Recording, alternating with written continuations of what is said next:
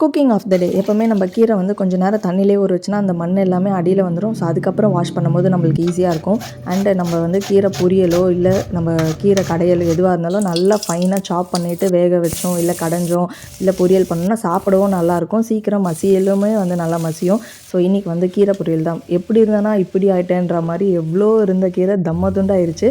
So இந்த மாதிரி கீரை ஃபுல்லாக தண்ணி விட்டு அதிலே வதங்கினதுக்கப்புறமா மஞ்சள் தூள் உப்பு போட்டு நம்ம மூடி வச்சு வதக்கணுன்னா நல்லாயிருக்கும். அண்டு ஃபைனலி நம்ம இந்த தேங்காய் துருவில் தூவிட்டு அப்படியே கேஸ் ஆஃப் பண்ணிவிட்டு சூட்லேயே கொஞ்சம் நேரம் வச்சோன்னா அதிலே தேங்காயோட நல்லா கோட் ஆயிரும். அண்ட் நம்மளோட கீரை பொரியல் சூப்பராக ரெடி ஆயிடுச்சு. இன்றைக்கி வந்து சங்குப்பூ வச்சு தயிர் சாதம் தான் செய்ய போகிறோம். ஸோ குக் வித் கோமாளியில் பார்த்ததுலேருந்து என்னைக்காச்சும் ஒரு நாள் செய்யணும்னு நினச்சேன். ஸோ இன்றைக்கான டே ஒன்றும் பெருசாக இல்லை. நம்ம நார்மலாக தயிர் சாதம் செய்கிற மாதிரி தான். பட் அந்த சங்குப்பூவை வந்து நம்ம கொதிக்க வச்சு அந்த தண்ணியை வந்து தயிர் சாதத்தோட மிக்ஸ் பண்ணோன்னா நம்மளோட சங்குப்பூ தயிர் சாதம் ரெடி. பொரியலுக்கு மிச்சமான கொஞ்சம் தேங்காய், பெரிய வெங்காயம் அண்டு கொஞ்சம் ஜீரகம் போட்டு அரைச்சி ஊற்றி இன்றைக்கி சுண்டக்காய் காரக்குழம்பு. ஸோ டேஸ்ட்டுமே நல்லா இருந்தது. திக்னஸ்மே நல்லா சூப்பராக இருந்தது. குழம்புமே நிறைய கிடச்சிது. தக்காளியும் கருவேப்பிலையும் வச்சு அரைச்சி ஊற்ற போகிறோம்.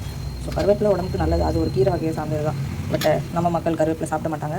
ஸோ அதனால் இப்படி அரைச்சி ஊற்றிட்டா சாப்பிட்டு தான் ஆகணும்.